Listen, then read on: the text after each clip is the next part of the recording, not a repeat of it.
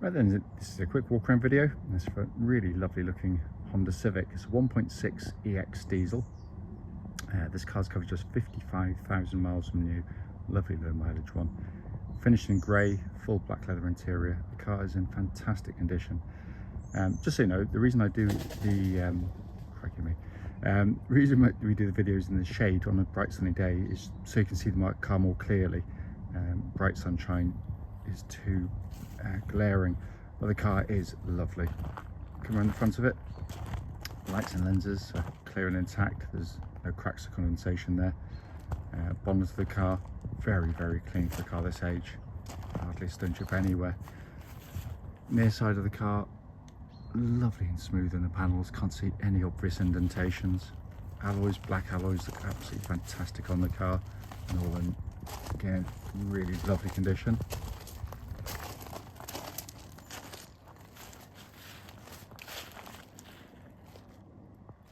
Around the back again, bumper corners, tailgate, main bumper, all absolutely wonderfully clean.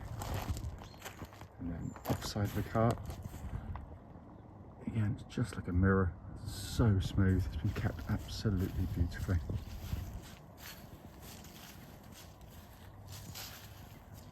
And externally, you know, you get a microscope out, you're obviously going to find something, but it is in lovely condition for what is a 12-year-old car. Come to the boot area, absolutely enormous boots. You can lower the bottom section there to give you another 8 or 9 inches of depth as well, and it's been kept very nicely. Coming to the back now, wide opening rear doors.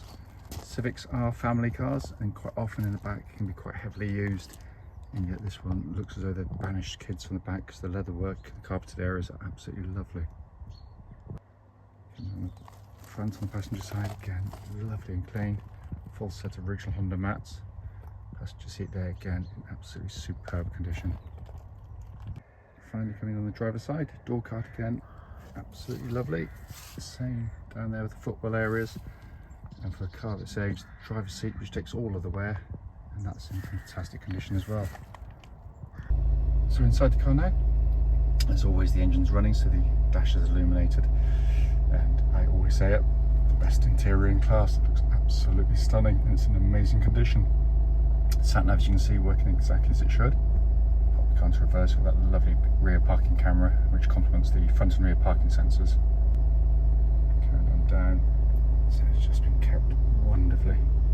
Just quickly pan in there for you, hopefully you can see 55,178 miles, and there are no warning lights on whilst the engine is running here, as you can see, and that's the view you get as a driver of a Honda Civic. As I said, it works wonderfully. I'll talk about it more in the following road test video. Right then, this is a quick road test video, and this is for a Honda Civic 1.6 EX diesel. Car is registered HW62MTO, and mileage at the start of the road test is just 55,179. The reason we do these videos is very simple. It's just to ensure that if anyone's online looking at any of the cars we're selling, they get to see that very car actually in operation. It can be really frustrating to go and see a car if you travel any kind of distance, only to get there and find out it's got an obvious fault that shows up, which can be hugely frustrating. We also do it generally on our test drive routes. I'm actually going in the opposite direction today, only because the low sun, it'll be just too glaring when I'm doing the videos, but it'll serve the same purpose. So coming to the car, twist the key, engine starts instantly and settles to a smooth, even idle. There are no warning lights on the dashboard at all relating to the engine or any other part of the car. Temperature gauge running at a third, which is exactly where it's meant to be on a Honda vehicle as well. This is a brilliant diesel engine. It's got all the trademark qualities you want from a Honda. You know, they're incredibly tough and reliable over huge mileages, as long as they're just regularly serviced. It's also a timing chain on the engine, so there's no cam belts to worry about. But almost more than that, it's just the way the thing drives. It's very smooth and quiet on the move. The engine's flexible, so put my foot down there, it pulls with real vigour. It really does push you back. But it's got a broad spread of power. It's not one of those, it's, you know, peaky with a small power band, but it also obviously very, very economical. I've owned numerous of these over the years, and even doing shorter trips like I'm doing now, I'd still be about 60 to the gallon. Longer trips, easily over 70, so the economy is there. Engine then feeds through into the clutch and gearbox. Clutch in the car, smooth, positive, bites exactly where it should, and then onto one of the best 6-speed gearboxes you're going to use. It's the opposite of everything I hate about it in a gearbox. It's a gearbox you want to use. It feels mechanical, it's got a positive engagement, it's short and throw. Yeah, for the enthusiast it's a fantastic gearbox. For those that aren't bothered in the slightest, it's easy to use, and it feels exactly as it would have done when it was new, by the way. Then we move on to what's always been my favourite part of the car, the steering and chassis.